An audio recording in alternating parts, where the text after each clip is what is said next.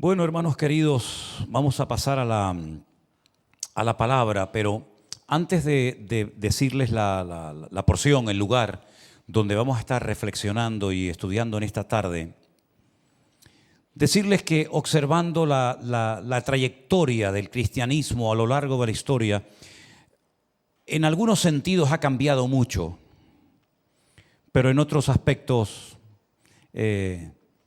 suceden las mismas cosas que ocurrían hace 2000 años en las iglesias locales. Uno dice, bueno, por ejemplo, los problemas que tenía la iglesia de Corinto, se habrán solventado, ¿no? Se habrán solucionado los problemas a lo largo de la historia. Me temo que no. Los mismos problemas que tenían los hermanos de Corinto, de Éfeso, de Esmirna, de Pérgamo, de donde fuera, se siguen dando hoy en día en las congregaciones, ¿no? Gente, por ejemplo, que fue criada en el Evangelio, que no valora el hecho de haber sido criado en el Evangelio y terminan enfriándose o apartándose. Gente que a lo mejor no terminan de arrancar, no terminan de crecer, de desarrollarse, de madurar en el Señor. A veces no es el caso, gracias al Señor, ¿no? Lo digo de verdad, divisiones internas, líos, problemas entre hermanos que algunos salen de la iglesia más doloridos de lo que entraron en algunas ocasiones, ¿verdad? Así que en un sentido hemos cambiado, pero en otro aspecto el ser humano no sigue siendo el mismo. Siguen habiendo las mismas luchas, las mismas pruebas, las mismas dificultades. Y ya en la época del apóstol Pablo y de los primeros años del Evangelio, comenzó el diablo a tratar de meter en las congregaciones, en las iglesias locales, enseñanzas antibíblicas, enseñanzas y doctrinas de hombres que, aprovechando a veces el vacío que dejaba, por ejemplo, el apóstol Pablo cuando dejaba una iglesia y dejaba un pastor nuevo o un grupo de ancianos, pues se metían, ¿no? Personas que se conocen en la Biblia con el nombre de los judaizantes. Los judaizantes, no digo que no fueran creyentes, no digo que no fueran cristianos, pero eran cristianos fundamentalmente de origen judío, que ellos no terminaban de entender cuál fue el objetivo fundamental de la ley que Dios le dio al pueblo de Israel, que por cierto en estos días están recordando que en el monte Sinaí recibieron la ley, porque se está celebrando en estos días una fiesta que para ellos les recuerda precisamente eso, ¿no? La fiesta de Shavuot es la fiesta del júbilo, de la alegría, de las cosechas, pero también el tiempo en el que recibieron la ley. Para nosotros sería el tiempo de Pentecostés, ¿no? Cuando descendió por primera vez de una forma masiva sobre un grupo de creyentes el Espíritu Santo, ¿no? Llenándolos de una forma diferente a otras ocasiones, ¿verdad? Pero los judaizantes eran personas, ya digo, de origen judío que se metían dentro de las congregaciones y le decían a los recién convertidos de origen no judíos que no era suficiente con creer en Cristo, que había que hacer algo más, que había que añadir aspectos de la ley, circuncidarse, guardar ciertas y determinadas celebraciones. Y claro, Pablo, como buen judío, batalló durante toda su vida en contra de estas doctrinas falsas, mandamientos de hombres, y escribió varias cartas. Yo creo que para mí la más clara en cuanto a este tema es sin lugar a dudas la carta de Pablo a los Gálatas. Léanla, es muy interesante. Pero en esta ocasión nos vamos a la carta de Pablo a los Romanos, al capítulo 6. Si han traído su Biblia o quieren seguir la lectura a través de las pantallas de la iglesia, lo pueden hacer conmigo. En el capítulo 6, a partir del versículo 15, por cierto, eran algunos versículos que yo leí esta mañana en el devocional que tuvimos, dice así la palabra de Dios. Pablo dice, ¿qué pues? ¿Pecaremos porque no estamos bajo la ley, sino bajo la gracia? Él mismo responde a la pregunta. Él dice, en ninguna manera. ¿No sabéis que si os sometéis a alguien como esclavos para obedecerle, sois esclavos de aquel a quien obedecéis, sea del pecado para muerte o sea de la obediencia para justicia? Pero gracias a Dios que aunque erais esclavos del pecado, habéis obedecido de corazón a aquella forma de doctrina a la cual fuisteis entregados. Verso 18. Y libertados del pecado, vinisteis a ser siervos de la justicia. Hablo como humano, por vuestra humana debilidad. que así como para iniquidad presentasteis vuestros miembros para servir a la inmundicia y a la iniquidad, así ahora para santificación presentad vuestros miembros para servir a la justicia. Porque cuando erais esclavos del pecado, erais libres acerca de la justicia. Pero, y este versículo siempre me ha impactado muchísimo. Miren qué pregunta. ¿Qué fruto teníais de aquellas cosas de las cuales ahora os avergonzáis? Porque el fin de ellas es muerte. Mas ahora que habéis sido libertados del pecado y hechos siervos de Dios, tenéis por vuestro fruto la santificación y como fin la vida eterna.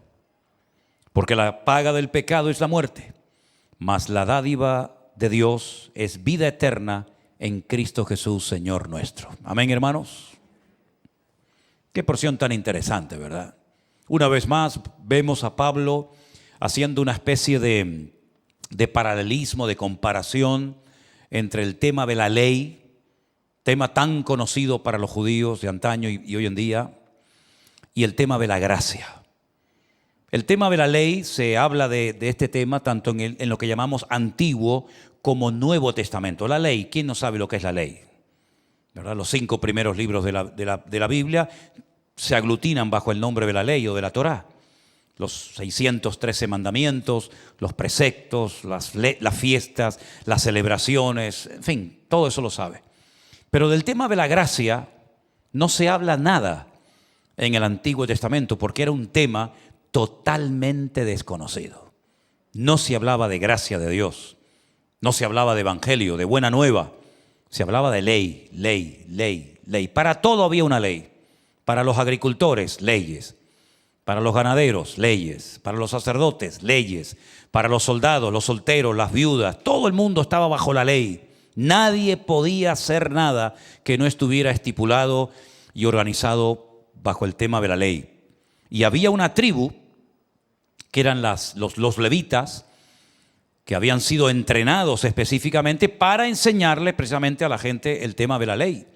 Hace unos días también yo leía por la mañana cuando Moisés se levantaba muy temprano a la mañana y comenzaba a atender a la gente del pueblo en sus quehaceres diarios y también a instruirles en la ley. Porque no todo el mundo tenía una Biblia. No todo el mundo podía irse a su tienda de campaña y leer Deuteronomio, Levítico, Números.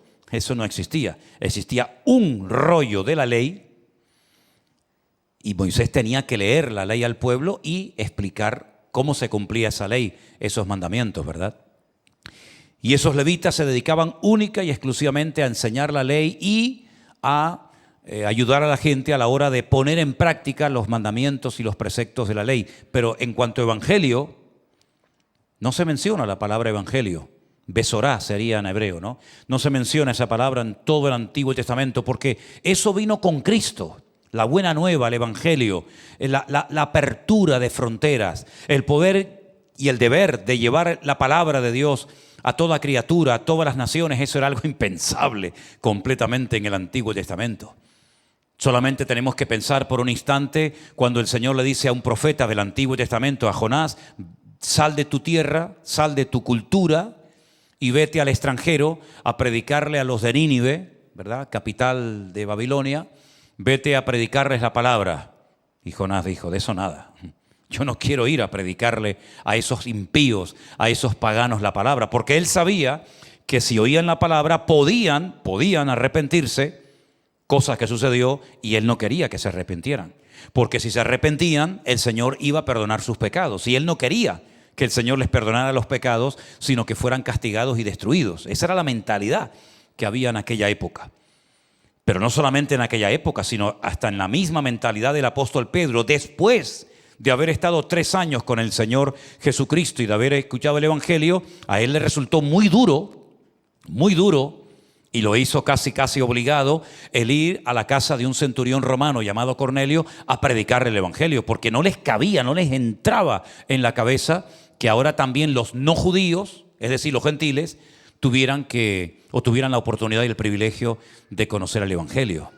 Entonces, cuando muchos judíos se convertían y hacían de Cristo el Señor y el Mesías de su vida, ellos, bueno, digamos que se convertían, iban a los cultos, iban a las reuniones, pero no se sentían cómodos con la presencia de gentiles en los cultos. De hecho, hubieron muchos choques.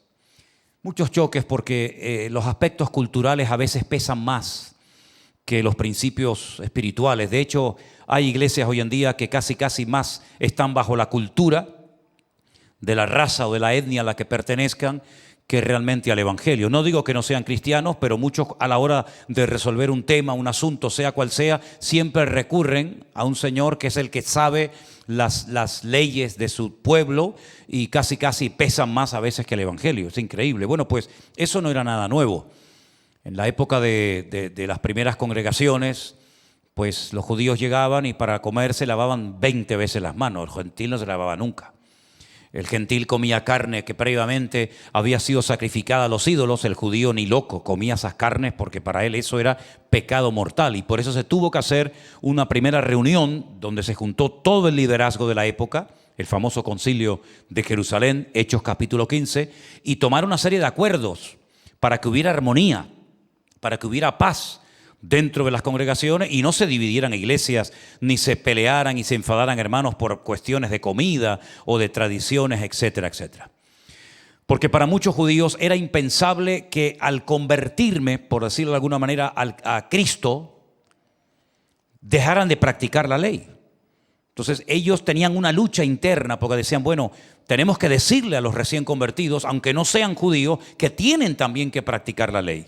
Y Pablo emplea aquí una expresión, en el versículo 15 dice, bajo la ley, y dice también, bajo la gracia. Ambas cosas son incompatibles. O estás bajo la ley, o estás bajo la gracia. No puedes estar en ambos sitios al mismo tiempo. Obedeces la ley, o intentas cumplirla, o estás bajo la gracia de Dios. Pablo dice que los que están bajo la gracia, no bajo la ley de Moisés, que la ley de Moisés, dicho sea de paso, era un medio para llegar a un fin y no un fin en sí mismo, como algunos creían y siguen creyendo. Pues el apóstol Pablo dice que cuando estamos bajo el evangelio, bajo la gracia, no es que tenemos licencia para pecar deliberadamente y hacer lo que nos dé la gana. Por eso él dice, vamos a pecar, vamos a quebrantar, vamos a herir y a irritar el corazón de nuestro Dios porque ya no estamos bajo la ley, sino bajo la gracia. Dice, de ninguna manera. No significa que ahora hay barra libre, ¿no? Carta blanca para aquellos que no están bajo la ley de Moisés, sino bajo el evangelio, bajo la gracia, ni muchísimo menos. Ni muchísimo menos. Lo que pasa, amados hermanos, es que Pablo compara a los practicantes, a los devotos de la ley, con esclavos. Con esclavos. Porque aunque cumplían o intentaban cumplir la ley, nadie podía cumplirla, porque la ley de Dios es perfecta y ningún ser humano es perfecto hoy en día. Fue perfecto el hombre en un momento determinado de la historia, pero ya no lo es. Ya no somos perfectos. Adán fue durante mucho tiempo un hombre perfecto, hasta que pecó. Y en el momento en el que pecó, como dijimos el otro día, comenzó a sentir, comenzó a desear, comenzó a hacer cosas contrarias a lo que Dios le pedía. Y comenzaron los odios, los homicidios, las guerras, las divisiones, las peleas. Y como dijo Santiago en su epístola, ¿de dónde vienen las guerras y los pleitos? ¿No es de vuestras pasiones y de vuestros deseos? ¿Verdad? En el principio no era así. Por lo tanto, aunque intentaron muchas personas cumplir con los objetivos y con las demandas de la ley, en el fondo eran esclavos, porque no podían liberarse de sus pecados, porque la ley no se dio para liberar al hombre. No se sorprendan por lo que voy a decir, sino en cierto sentido para agobiar al hombre.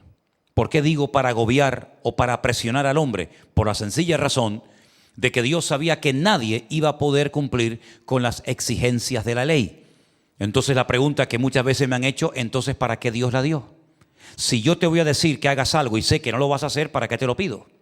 Dios sabía perfectamente que ningún ser humano, ni siquiera Moisés, podrían llegar a cumplir todas las exigencias de la ley de Dios. Ninguno. Pero a través de esas debilidades, a través de esa impotencia de poder cumplir con todos los objetivos que Dios me ha puesto delante de mi vida, yo tendré que reconocer en algún momento que soy incapaz. Yo no puedo cumplir según tus demandas, porque la ley refleja el corazón de Dios. La ley es perfecta como Dios que la dio es perfecto. Entonces el hombre tenía que ir constantemente al templo a presentar sacrificios de animales, porque era la forma que había en aquel tiempo, no de recibir el perdón de los pecados, ojo con eso, sino de tapar, de cubrir temporalmente los pecados de la persona. No es como hoy en día, que usted pide perdón por sus pecados e instantáneamente sus pecados son perdonados por el poder de Cristo. ¿Cuántos dicen amén? Pero en aquellos días no. En aquellos días, cuando una persona cometía un pecado, depende del tipo de pecado que hubiera cometido, tenía que ir al templo, presentar un animal según lo estipulado por el sacerdote del momento, poner sus manos, confesar públicamente sus pecados imponiendo las manos sobre el animal, porque era como un traspaso, ¿no? Yo le traspaso a ese animal inocente mis pecados, él muere en mi lugar, pero como dice la Biblia, la sangre de animales no pueden perdonar pecados de seres humanos. Si la sangre de toros, de becerros, de cabras, de ovejas pudieran perdonar los pecados del ser humano, entonces ¿para qué vino Cristo a derramar su sangre? Si ya los pecados podían haber sido perdonados de esa manera. Pero no eran perdonados, eran cubiertos temporalmente. Por eso constantemente, permanentemente, el pecador no era libre, sentía culpabilidad, se sentía condenado y tenía que ir un año y otro año y toda la vida a presentar sacrificio. Incluso los mismos sacerdotes, incluido el sumo sacerdote, también tenía previamente, antes de acercarse a la presencia de Dios y orar por el pueblo de Israel, él tenía que hacer sacrificios primeramente por sus pecados y luego entrar a la presencia del Señor. Si los pecados fueran perdonados, con un sacrificio era más que suficiente. Pero en la carta a los Hebreos dice que Cristo murió una sola vez y todos nuestros pecados fueron perdonados, son perdonados en el momento exacto en el que pedimos perdón al Señor por nuestros pecados. Y podemos irnos libres, como dice el término bíblico, sería justificados, ¿no? Como si nunca hubiéramos pecado de la presencia del Señor. No es que nunca hubiéramos pecado. Lo que pasa es que Cristo perdona y olvida nuestros pecados y nos vamos libres de su presencia. Y dice la Biblia, y ahora ninguna condenación hay para los que están en Cristo Jesús, los que no andan conforme a la carne, sino conforme a otro modelo de vida que no es el de la ley, sino el del Evangelio de Jesucristo o la gracia del Señor Jesús. No significa de que no pequemos. Claro que seguiremos pecando. Eso no nos quepa la menor duda. Pero cuando yo pido perdón al Señor por mis pecados, en ese momento mis pecados son perdonados y hasta que vuelva otra vez a pecar, no hay nada que me separe y me condene de la presencia del Señor, cosa que no ocurría en el Antiguo Testamento. En el Antiguo Testamento tú matabas un animal, derramabas su sangre, pero tu pecado seguía estando en tu corazón. Se había tapado temporalmente tu pecado, es como un paño, ¿no?, que tapa la suciedad, pero lo levantas y la suciedad está ahí abajo. Pero en el Nuevo Testamento, con Cristo, no ocurre eso. Cristo no pone un paño viejo en vestido nuevo, sino que Él perdona completamente todos y cada uno de tus pecados, por horrendos, por horribles que sean. Tú puedes ser libre de la presencia del Señor. Y entonces Pablo lo que le decía a los hermanos, ahora estamos libres, pero no para pecar, sino para honrar y para servir al Señor. Él dice, ustedes eran esclavos de la ley, ustedes eran esclavos de sus pasiones y deseos, pero ahora, parece mentira, seguimos siendo esclavos, seguimos siendo siervos, pero ahora de la justicia. Ahora siervos no por imposición, ahora siervos por amor, ahora siervos por agradecimiento a un Dios que ha limpiado todos y cada uno de nuestros pecados, y como lo amamos tanto, queremos servirle y no nos importa, como decía Pablo, siervo de Jesucristo por la gracia de Dios. ¿Cuántos dicen amén? Tremendo, ¿no? Ahora, es interesante notar que antes de la ley, porque algunos dirán, bueno, pero la ley vino con Moisés. Pero antes de Moisés vivieron millones de personas. ¿Y esa gente cómo hacía? No había sacrificios, pero no había ley que cumplir. Bueno, hablemos por un instante de un personaje que nos va a ayudar mucho a entender cómo un ser humano puede llegar a ser justificado sin necesidad de ser observante o practicante de la ley. Hablemos, por ejemplo, de Abraham. Lo conocemos todos, ¿sí o no? Aquel hombre que no era judío. Abraham no era judío. ¿A qué tribu pertenecía Abraham? A ninguna. Si el pueblo de Israel no existía cuando él fue llamado. Él vivía en la zona de lo que se conoce como Mesopotamia, entre el río Tigris y Éufrates, ¿verdad? Y él es llamado para que salga de esa zona, de esa región del mundo, y comience a caminar en dirección a lo que conocemos como Canaán, o la tierra prometida. Y a él se le llega a conocer como el hebreo, porque la palabra hebreo, al principio, se refería al que venía detrás del río. Es decir, había un río, unos ríos enormes, gigantes, y cuando alguien pasaba de allí a este lado del mundo, se le llamaba hebreo. ¿Por qué? Porque ha pasado el río. Y a Abraham se le llamó hebreo, nunca se le llamó judío, nunca se le llamó israelita, porque el pueblo de Israel aún no había nacido. La ley vino 400 años después de la muerte, después de la vida del patriarca Abraham. Pero sin embargo la Biblia dice que él llegó a ser el padre de la fe. Y él llegó a tener el título de amigo de Dios. Y en la ley nunca nadie fue llamado amigo de Dios ni padre de la fe. Pero Abraham sí, y nunca cumplió la ley. Y no solamente eso, sino que a Abraham se le hicieron promesas sin necesidad de estar bajo la cobertura o la práctica de la ley. Promesas que después serían aplicables al pueblo de Israel y a toda la cristiandad a lo largo de la historia. Luego las promesas vinieron antes de la ley. El pacto que Dios hace, lo hace con Abraham mucho antes de la ley. Abraham dice que fue justificado no por las obras, no por practicar la ley, sino por la fe. Dice la Biblia que Abraham fue justificado, y repito, no era judío, no pertenecía a ninguna de las tribus de Israel, pero él llegó a ser justificado por la fe. Las promesas que se le hicieron a Abraham, que le dieron a Abraham, son promesas tremendas, que están en pleno vigor en el día de hoy. Por lo tanto, fíjense el orden cronológico de la Biblia. Primero hay un hombre que llega a ser amigo de Dios, padre de la fe, en ciertos sentidos padre de todos los creyentes. Incluso padre de árabes, de judíos y de cristianos, porque todos estamos entroncados de una manera u otra con Abraham. Y sin embargo nunca practicó la ley. Nunca jamás leyó ni el Deuteronomio, ni Números, ni el Génesis, sino que fue justificado por la fe en su Dios. Entonces vemos que la gente podía ser justificada, es decir, declarado libre de pecados sin necesidad de practicar la ley. Exactamente lo mismo nos ocurre a nosotros hoy en día. Por eso podemos decir que somos hijos de Abraham, porque no somos hijos de la ley de Moisés, sino somos hijos de la promesa que Dios le dio a Abraham de que a través de su descendencia, de uno de su descendencia, serían benditas todas las naciones de la tierra. ¿Y a quién está haciendo referencia cuando el Señor le dice a Abraham: en ti serán benditas todas las naciones de la tierra? Pues está hablando nada más y nada menos que de nuestro Señor Jesucristo.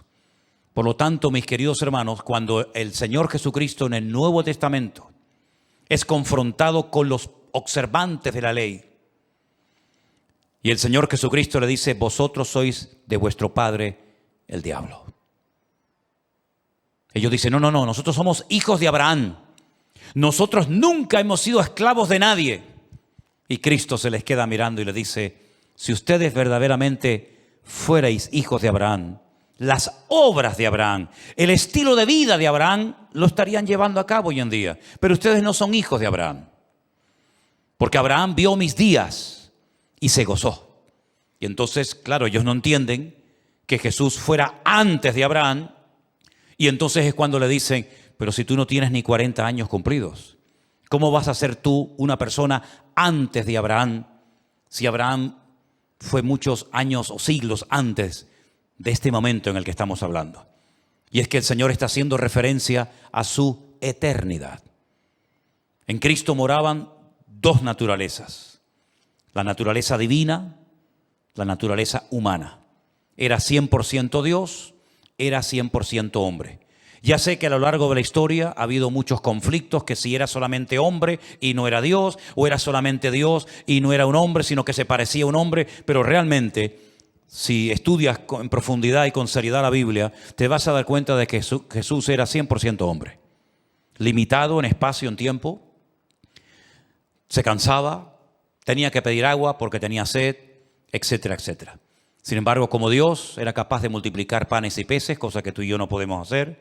Podía perdonar pecados, cosas que los seres humanos no podemos hacer. Podía leer los pensamientos de la gente, podía caminar por encima de las aguas, podía resucitar muertos después de 4 días muertos, etcétera, etcétera, porque Él era Dios en un frasco llamado cuerpo, donde se limitó durante un espacio de tiempo para que viéramos su gloria, para que aprendiéramos otro modelo y estilo de vida diferente al de la ley de Moisés, sino bajo la gracia, el Evangelio de Jesucristo, que ya no va dirigido a una nación, a un pueblo en particular, sino que Jesús dijo: id por todo el mundo y predicad el Evangelio a toda criatura. Claro, ellos creían que era toda criatura judía.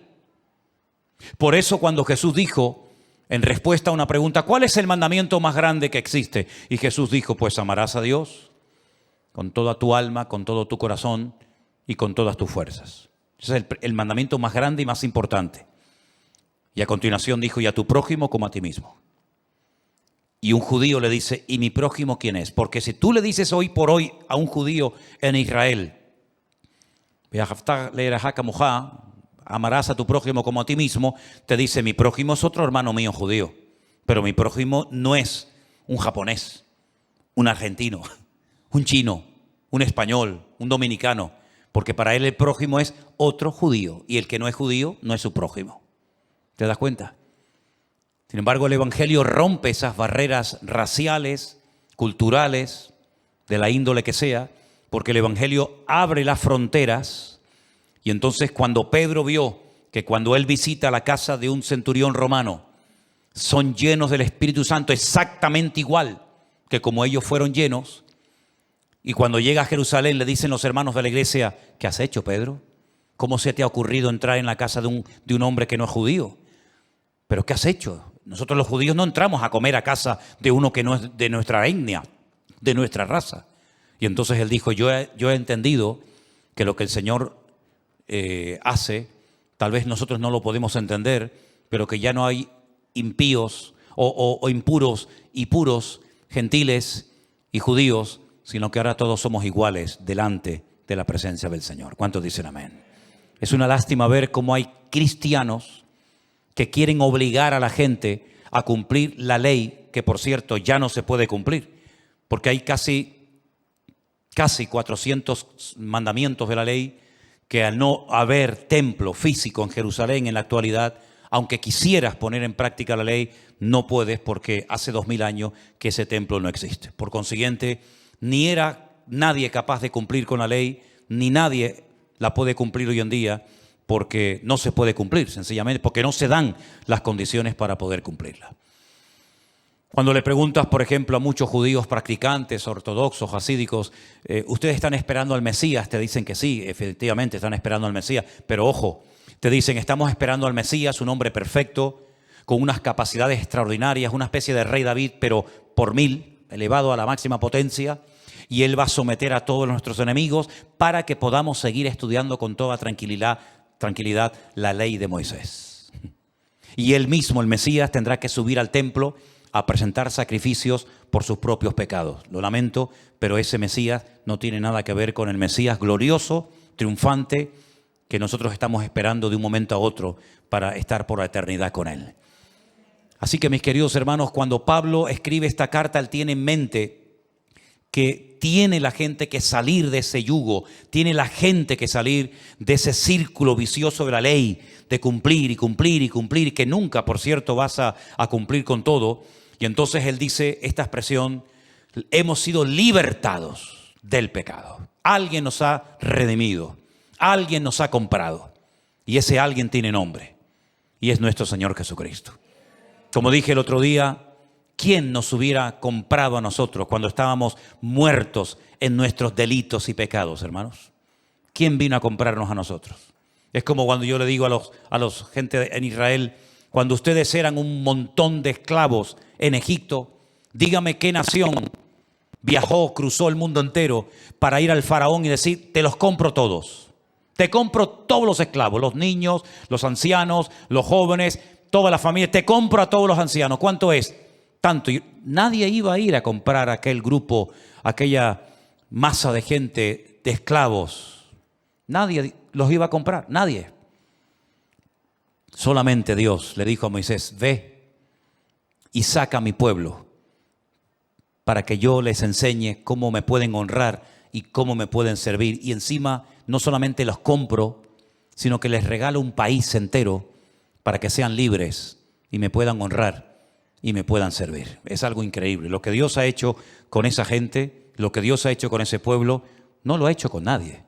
Jesús no vino a comprar una tribu de indígenas del Amazonas perdida. Jesús no vino a comprar los esquimales ni la gente de Mongolia. Jesús vino a redimir a la raza humana, ¿verdad? Pero en ese caso puntual vino a buscar ese pueblo para que a través de ese pueblo todas las naciones de la tierra tuvieran la posibilidad de conocer al único Dios vivo y verdadero.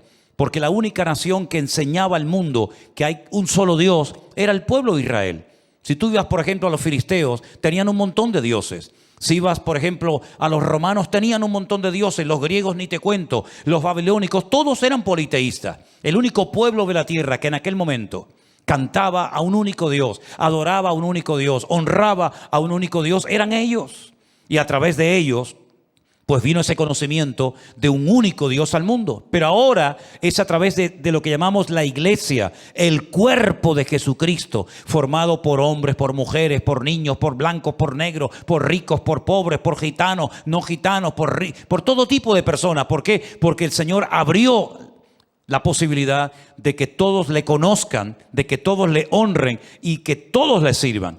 Por eso cuando el apóstol Pablo se entera de que se están metiendo en la iglesia judaizante, gente que dice, sí, todo eso está muy bonito, todo eso está muy interesante. La obra de Cristo maravillosa, su muerte, su resurrección, pero aparte de todo eso, tienen que volver a cumplir la ley de Moisés. Y entonces ustedes pueden leer con detenimiento esta noche, en Hechos capítulo 15, cuando se levanta Pedro y le dice, pero ¿qué estáis haciendo, amados hermanos? Vamos a poner en el cuello de los gentiles una ley que ni nosotros ni nuestros padres pudieron cumplir. ¿Pero qué estamos haciendo?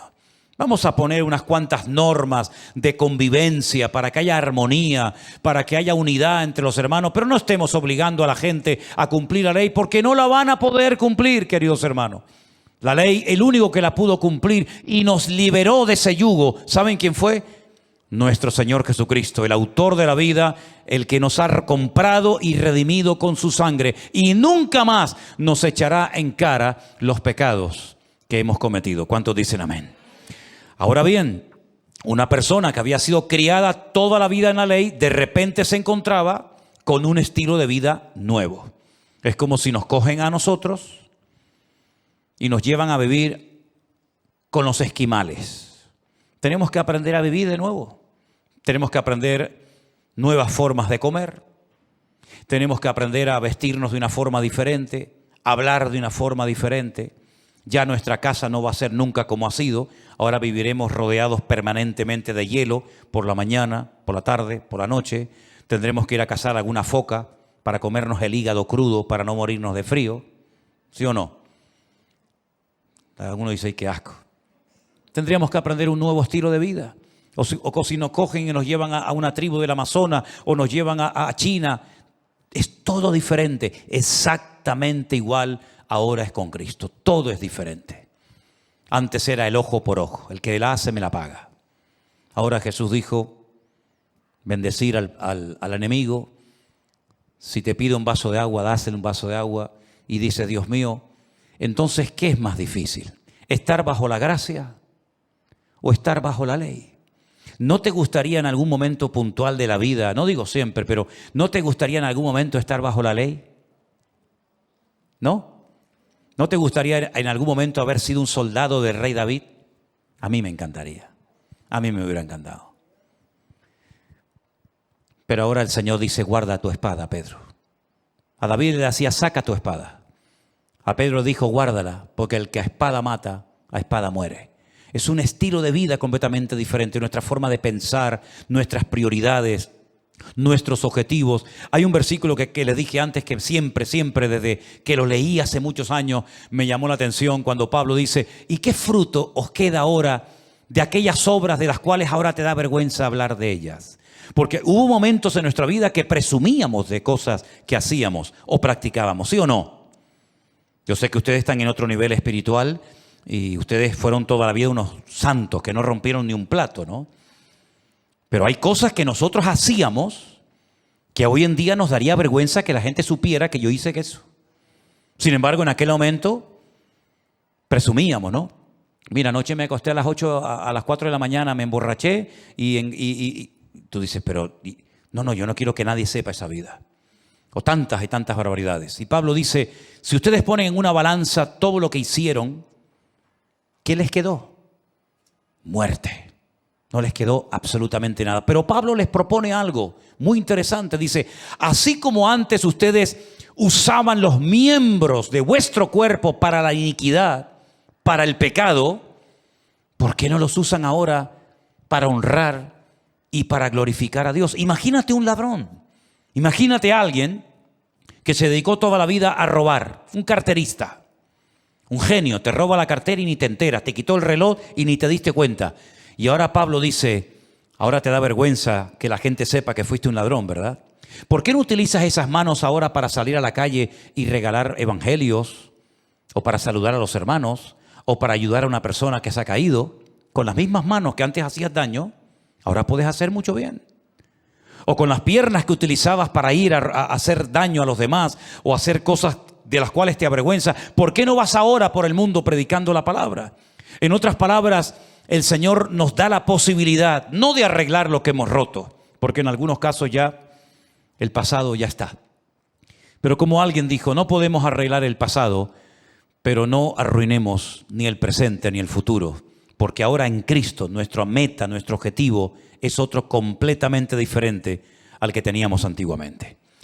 Si nosotros en vez de haber nacido en el año que nacimos, hubiéramos vivido en la época del Antiguo Testamento, todo lo que hacíamos, todo lo que practicábamos, sería siempre mirando a alguien que vendría en el futuro a redimirnos, a derramar su sangre y a perdonar nuestros pecados. Nosotros, por el contrario, miramos en otra dirección. Miramos hacia la cruz, miramos hacia el pasado, hacia un sacrificio perfecto que se llevó a cabo en la cruz y que ya no tenemos que hacer más sacrificios. Por eso es terrible, me imagino que todos ustedes habrán visto imágenes en Semana Santa cuando hay personas que se dan con un látigo en la espalda, lo han visto, ¿no? ¿Hay alguien aquí que hizo eso alguna vez, que se dio así con un látigo? Yo no me imagino muchos aquí dándose latigazos en la espalda, pero no sé, a lo mejor hay alguno. O caminaste de rodillas, con cadenas, haciendo en Las Palmas, en una montaña que se llama la montaña de las Coloradas, en la isleta, ya lo suspendieron. Pero durante años había un señor que se crucificaba. No moría, ¿no? Pero se crucificaba. Y viendo uno esos esfuerzos y esos sacrificios, uno dice, no han entendido lo que Cristo hizo por nosotros en la cruz, que con un sacrificio nos compró, nos redimió y ahora ha cambiado nuestro lamento en baile y nos ha convertido en hijos suyos en su familia. El otro día cuando estaban los hermanos ahí en la entrada con un andamio, poniendo un aparato de aire acondicionado que hemos puesto para tener también fresquito en la entrada de la iglesia, pusieron un andamio. Estaban unos hermanos ahí trabajando con un andamio, pero el andamio que por cierto tenemos en la iglesia no tiene las ruedas. Saben que los andamios se les pone unas ruedas en las 4 patas para que lo puedas mover. Lo tenían que cargar y moverlo. ¿Y sabe lo que me vino en ese momento a la cabeza? ¿Saben lo que me vino a la cabeza? Las procesiones de Semana Santa. Cuando la gente se mete debajo y levantan aquello. Y yo digo, oye, ¿no habrá nadie en una cofradía El hermano mayor, creo que lo llama. Oye, no habrá nadie que diga, chicos, esperen un momento, esperen. Que hace siglos que se inventó una cosa que es redonda, que se llama rueda. Que si lo ponemos en las cuatro patas del trono de quien sea, oye, que quieren ir debajo, métanse debajo. Pero no tienen que cargar, sino que hacen así, lo mueven para adentro, para afuera, para atrás, para adelante, y es mucho más cómodo. Oye, a nadie se le ha ocurrido ponerle ruedas a los tronos de la Semana Santa. Oye, yo un día voy a ir a una iglesia y le voy a decir, mire, ¿podría hablar con usted? Le traigo aquí unas ruedas que compré en Leroy Merlin para que se lo ponga ahí y no esté con estos muchachos ahí que van a terminar de las cervicales y van a terminar con la lumbalgia, que van a estar 3 meses sin poder dormir. Pero me dice, no, es que el sacrificio es lo que toca. Si pone ruedas ya no hay gracia, porque lo que tiene que ser es el sacrificio. Pero no nos damos cuenta de que el mayor sacrificio que lo hizo Cristo por nosotros ya ha sido hecho y ya no tenemos que añadir nada, porque el añadir sacrificio es decir, estuvo bien lo que hiciste, pero te quedaste corto. Hay que añadir algo más. Gloria a Dios que no hay que añadir ni quitar nada al evangelio, hermano. Hemos sido salvos por la gracia de Dios. Y si usted ahora se quiere, en el buen sentido de la palabra, sacrificar, no lo haga para obtener méritos para la salvación de su alma o para el perdón de sus pecados, sino para ayudar a una persona, para predicar la palabra, para extender el reino de Dios, pero nunca añadiéndole a la obra de Cristo, porque la obra de Cristo no tenemos que añadirle ni quitarle nada, porque es perfecta. ¿Cuántos dicen amén?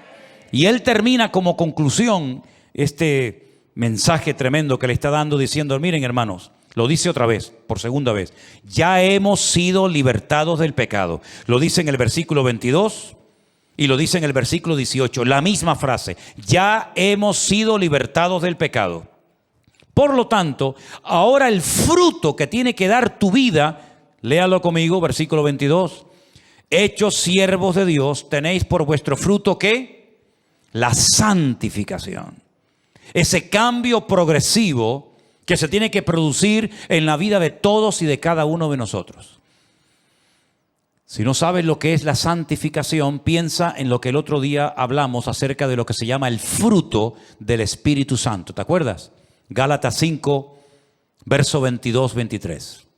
Mas el fruto del Espíritu es, si lo saben, díganlo conmigo, amor, gozo, paz, paciencia, benignidad, fe, mansedumbre, templanza. Contra tales cosas no hay ley. Ese es el fruto que ahora tú y yo tenemos que dar. Cada día tener más amor, cada día tener más misericordia, cada día tener más fe, cada día tener más mansedumbre. Ese es el fruto que tenemos que dar. Ningún otro. Y finalmente dice, y el fin, ¿saben cuál es? La vida eterna. El fin no es practicar la ley para ver si Dios perdona mis pecados. No, porque te repito, la ley no era una meta. La ley era un medio para llegar a un objetivo. Y el objetivo es Cristo. Sin Cristo, la ley no tiene ningún sentido. Por lo tanto, mis queridos hermanos, hay que cambiar nuestra forma de pensar en muchos aspectos para que podamos cambiar nuestro estilo de vida. Mientras alguien en la iglesia, alguien en el mundo crea que tus pecados no han sido 100% perdonados, seguirás siendo un esclavo. ¿Cuántos pecados nos perdonó el Señor a nosotros el día que nos arrepentimos y lo aceptamos como nuestro Señor y Salvador personal? Imagínate que tuvieras 50 pecados encima, dentro de ti en ese momento. ¿Cuántos ese día te perdonó el Señor? ¿Los 50? ¿No serían 38, 40, 35? Todos, hermanos, todos. Entonces, ¿por qué llevar un peso? ¿Por qué llevar una culpabilidad innecesaria? Si uno hace algo malo, es lógico que se sienta mal, ¿sí o no? Pero si Cristo me ha perdonado y soy libre, y Él ha dicho, terminada está la obra, consumado es, ¿por qué voy a estar yo llevando un peso, una culpabilidad sobre mis hombros que me aplasta, que me oprime y que me impide disfrutar de la vida. ¿Por qué? Porque no termino de creer, no termino de aceptar que la obra de Cristo fue perfecta y completa. Amén, hermanos. Porque hay hermanos que viven angustiados y preocupados y cargados y tristes, y hasta yo me atrevería a decir, fíjate tú, hasta amargados, porque no se perdonan. Es que mira lo que hice, es que mira lo que hice, es que yo fui muy malo, yo hice mucho daño a la gente, yo hasta gané dinero con algunas cosas que hice mal y tal. Pero bueno, ¿hasta cuándo vas a estar así? ¿Hasta cuándo vas a estar así? Y el que vendía droga y algunas personas por consumirla murieron, ¿ahora qué? Este muchacho ya no tiene esperanza, va a vivir toda la vida como un amargado. No, mira, el Señor le perdona sus pecados.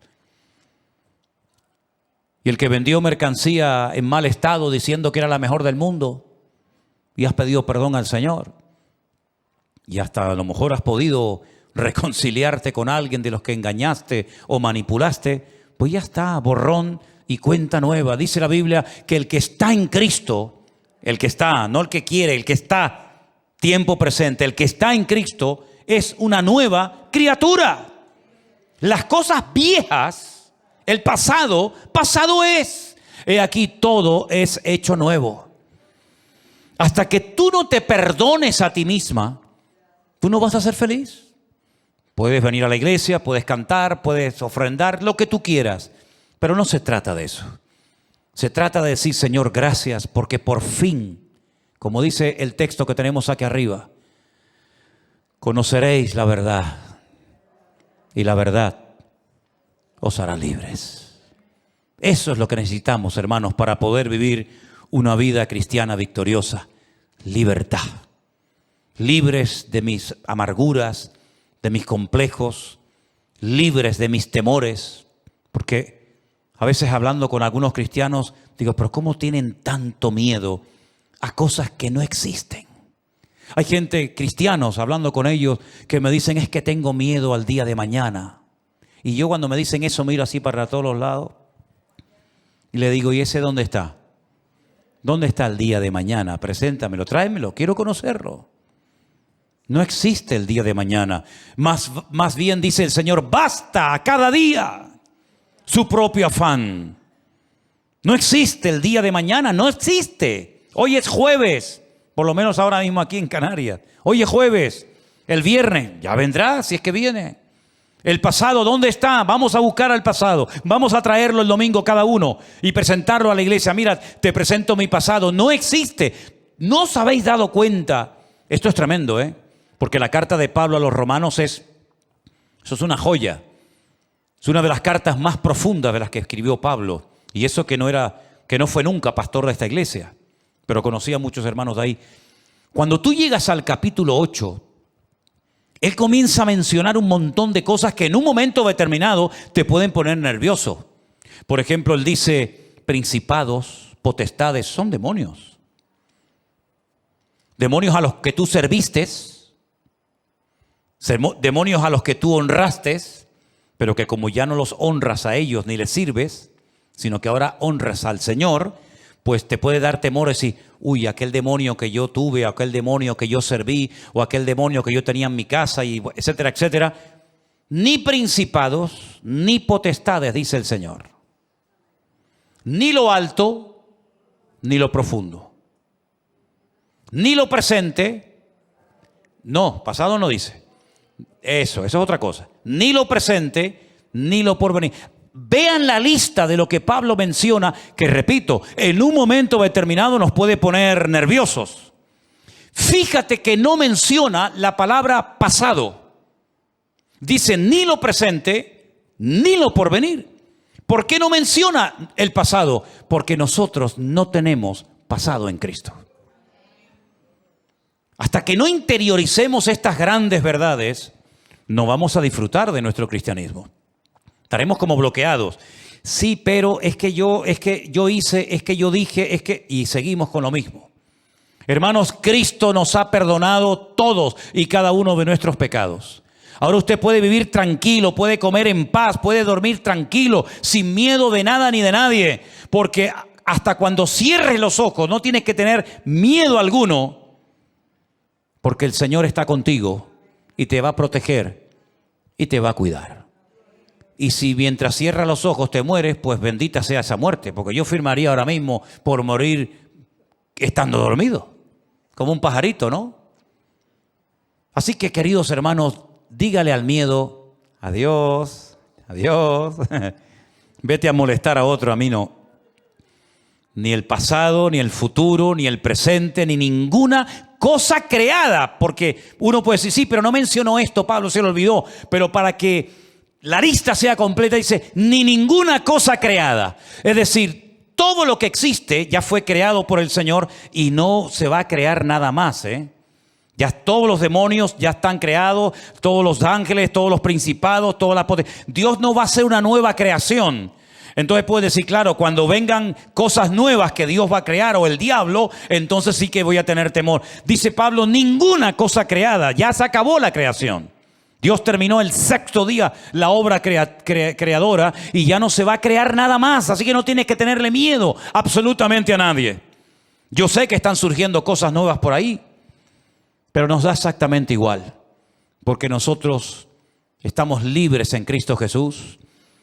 La paga del pecado era la muerte, ya lo sé, pero dice aquí el regalo, la dádiva de Dios es vida eterna en Cristo Jesús, Señor nuestro. ¿Cuándo empezó esa vida eterna? El día que te convertiste. Claro, hay un paso, hay una parada por el camino para entregar el cuerpo, ¿sabes? Entregamos el estuche, pero el alma y el espíritu vuelve a Dios y estaremos por la eternidad con Cristo. Así que comiencen, hermanos, a disfrutar de su relación y de su comunión con el Señor y no se pongan nerviosos por nada ni por nadie, porque el Señor nos dice que sois más que vencedores. ¿Cuántos dicen amén? Póngase de pie conmigo en esta noche, mi hermano querido. Interiorice estas verdades, créalas, aplíquelas a su vida cada día y usted va a poder vivir en lo que Pablo dice también, la libertad gloriosa de los hijos de Dios. Bueno, puede ser que a lo mejor el Señor le ponga en su corazón el ir a alguien a pedirle perdón. Eso no hay ningún problema en eso.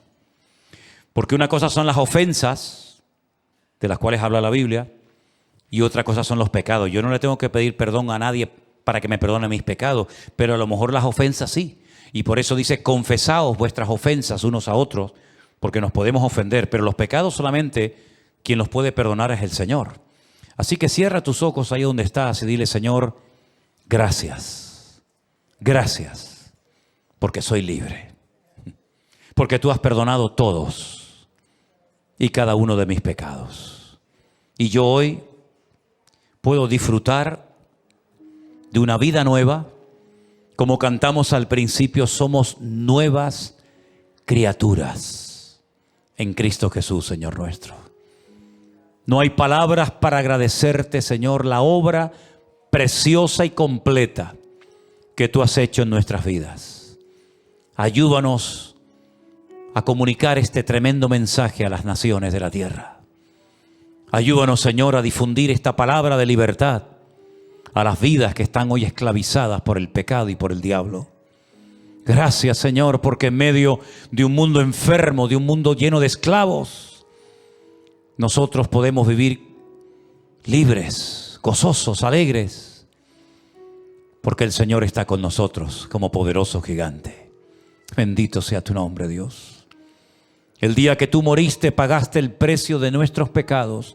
Y el día que tú resucitaste, Señor, delante del Padre, el acta de los decretos que nos era contraria quedó rota para siempre. Aleluya. Hay poder en la sangre de Jesucristo, nuestro Señor y Salvador. Dígale gracias por tu sangre, Señor. La sangre de Jesucristo. El Cordero de Dios me ha limpiado de todos y cada uno de mis pecados. Aleluya. Gracias, Señor Jesús. Te alabamos, Señor. Te adoramos. Gracias, Dios.